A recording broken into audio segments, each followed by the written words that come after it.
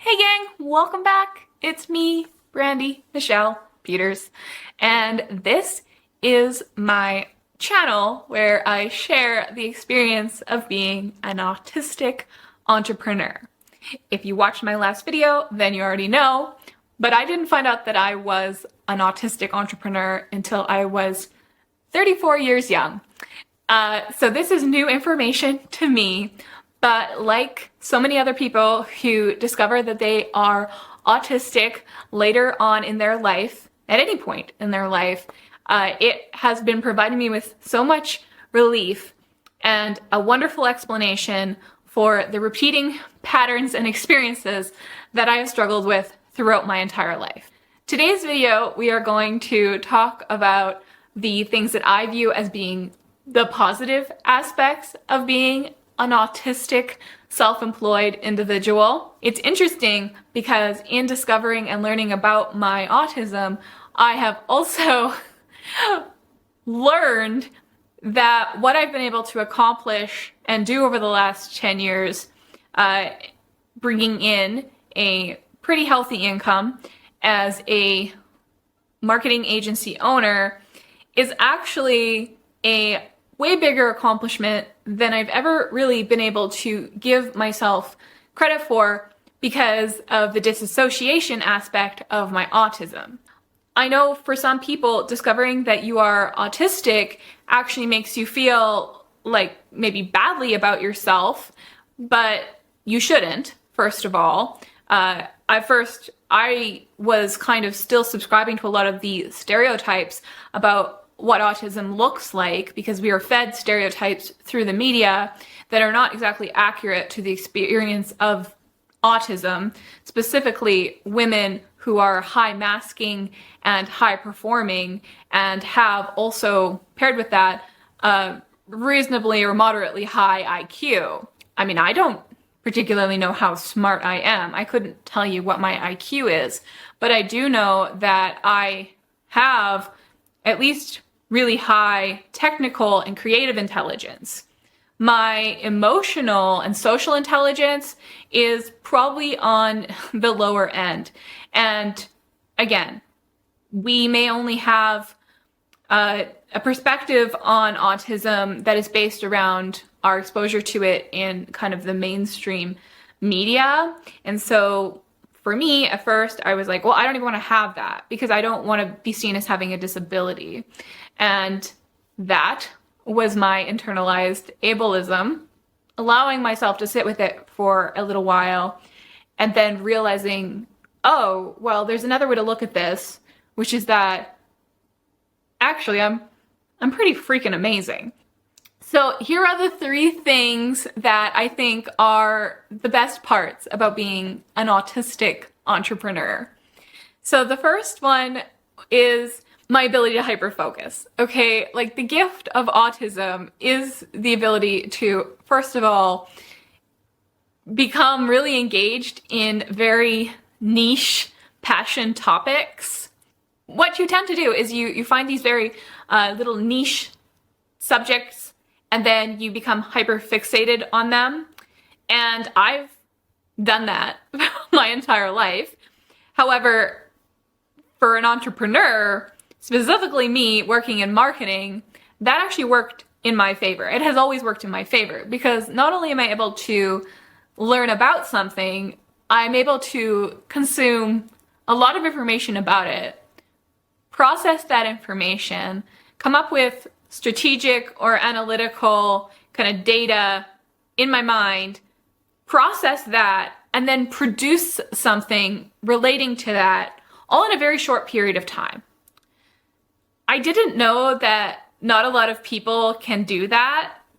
Most of the time when we learn something, we learn it in increments, and complex ideas typically need to be broken down is because not everybody is able to do that. But I can. I'm autistic and I can do that. And so I run a marketing agency that never had fewer than 10 clients. I'm working on 10 very technical projects all at once. I'm usually able to produce a first draft of an entire marketing funnel, including all of the creative and technical pieces in, 2 days, 24 to 48 hours. That's how I liked to work. And the reason now I understand that I had to work in that way, in a very aggressive manner, you want to talk about time blindness? Tune everything out, work on the project. From the moment I've talked to the client and got the assignment, I'm super excited. I'm learning, then I'm processing, strategizing, and building very quickly all of the pieces.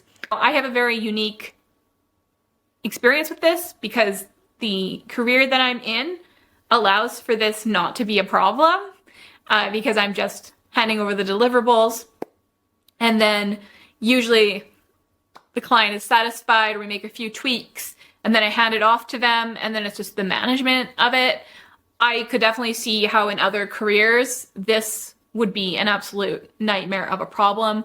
But I think for anybody who's trying to better understand themselves as an autistic person, you definitely should see your ability to hyper-focus and digest a lot of information very quickly, and even do something with that information very quickly, as a superpower, because it's special.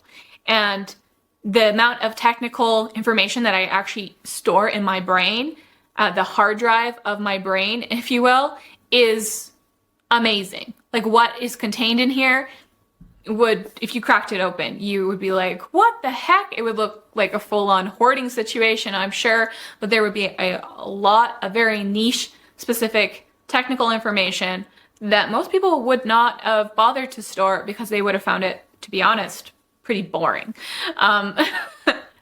Being able to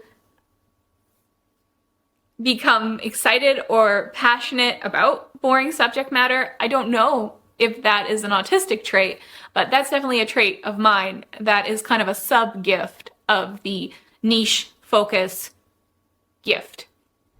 Okay, so let's move on to what I think is another positive autistic attribute for anybody who is an entrepreneur. I would describe this quality as shameless bravery. And if you get it, because you're also autistic, you'll get it. But for those who are just curious, I'm going to explain. So I have this ability, and my fellow autistic entrepreneurs may also have this ability, not to be stifled by social norms or typical fears around being judged by others that would hold you back from doing things outside of your comfort zone. Because the autism creates a condition where you really don't know what your comfort zone is, and you can really strategically analyze things. Your social and your emotional etiquette cues are kind of lower or inhibited a little bit. When there is something you encounter that you want to do that is going to get you an outcome or result that you desire, you're able to just kind of force yourself through that experience.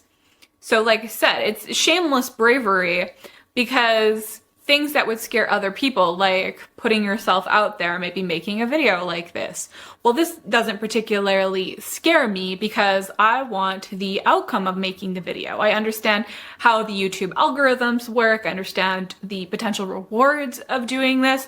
I am not scared of the process itself. I don't think too much about the fact that a lot of people might think that I'm weird or judge, my appearance or what I do or say in this video.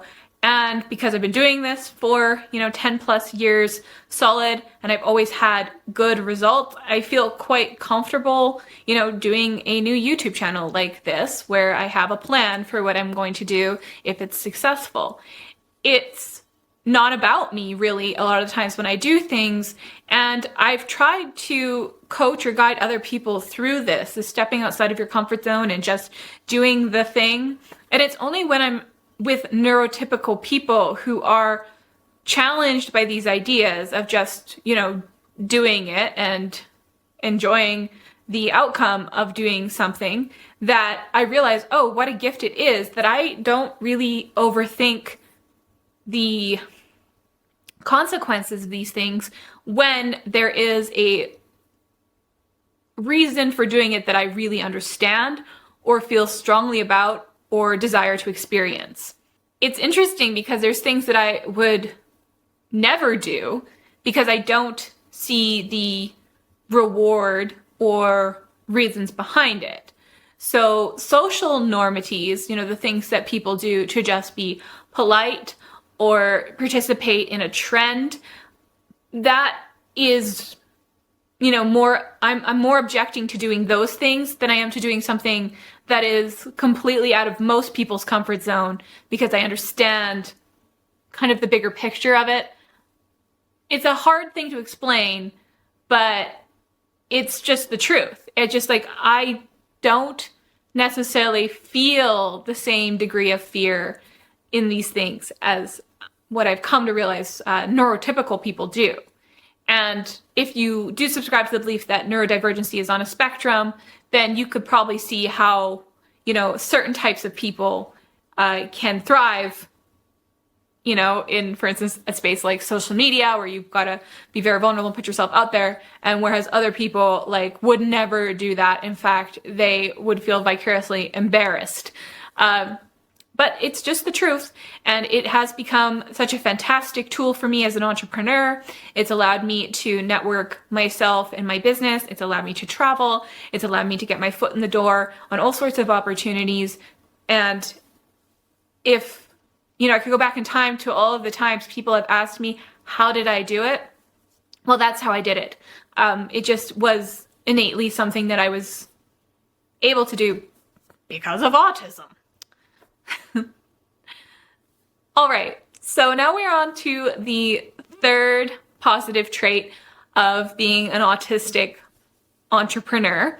And I would say that this one is kind of my favorite because I am very empathetic and I wear my heart on my sleeve, and I have actually a really high capacity for empathy for other people. And I have a lot of, I don't want to say that it's emotional intelligence, because actually I struggle a lot with emotional intelligence. I have a lot of awareness of people. And because of the long-term default to masking, I kind of know how to work with certain types of people to get the positive benefit that I'm seeking in that interaction. Oh, that sounds so manipulative and I hate it, but trust me, it's not. Autistic people are not manipulative. What we do actually is we use our previous experiences to inform current experiences and then behave accordingly. And we have a great memory of emotion, and everything we do is kind of experimental, and then we take the feedback we get from the world and we use that to basically inform our next interaction and have a memory bank of kind of how things went. So if I've had an experience, for instance, with a certain type of client, then I'll remember how that went. And when I encounter somebody with the same kind of mannerisms and behaviors, I immediately can kind of improve upon that last interaction because I'm like, oh, this is familiar to me. And so I know how to kind of work this situation. I never thought of that as being possibly a neurodivergent trait until I learned that that was a special little part of autism, because the part of it that is a little bit tragic is people don't get to know the real you because you change yourself so much to adapt to other people. And the identity crisis that occurs when you're not able to be authentic because you have a fear of kind of being the wrong type of person, because that doesn't go well, it means that you protect the more genuine parts of yourself. You kind of have to be on guard with those and be protective of those. But it's a positive trait if you're an entrepreneur. It can allow you to be well liked and sell and get people on board with you. It helps when you're leading others. It helps when you are presenting or teaching or creating content like this. Being perceived as likable because you are catering to what you think that person wants from you. It's very valuable in this life. I mean, being able to adapt to every different type of personality and person just simply by perceiving a few immediate, like, visible behaviors and attributes of them, you know, it's a great thing. You are able to very easily hide in plain sight. Again, the tragedy of that is your authentic self is protected, and you, or at least you tend to think poorly of that person, that true person, the true, genuine you that you hide, that you don't put out on display. That one's a weirdo, and you know that that person's a weirdo because you're like, well, when I don't act like them, better things happen. So when you don't act like yourself and good things happen, and you act like yourself and bad things happen, well, you learn logically what you need to do is protect that true self. And all of this takes a lot of energy.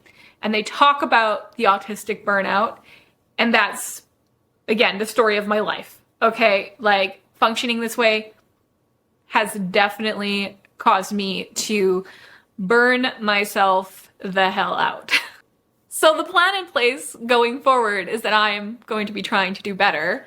And right now that's still freaking me out because I can't imagine myself walking through this life completely unmasked and vulnerable. But this is new to me. And just because I am trying to be more self-accepting and present myself more genuinely, hopefully to relieve a little bit of the stress and anxiety that comes with being this high-masking autistic person that I have been, it scares the hell out of me because it means that the things that I have built, the armor that I have built to protect myself, that's gonna have to come off. And I'm not quite there yet. But the whole purpose of this channel is to share this experience, and maybe, like, other people who can relate can raise their hand and say, I can totally relate to that. And that would give me great comfort in knowing that, like, what I feel or have experienced, I'm not alone in. But yeah, there are positive aspects to being an autistic entrepreneur. There are perks that I have had that are, you know, things that other people don't have so naturally.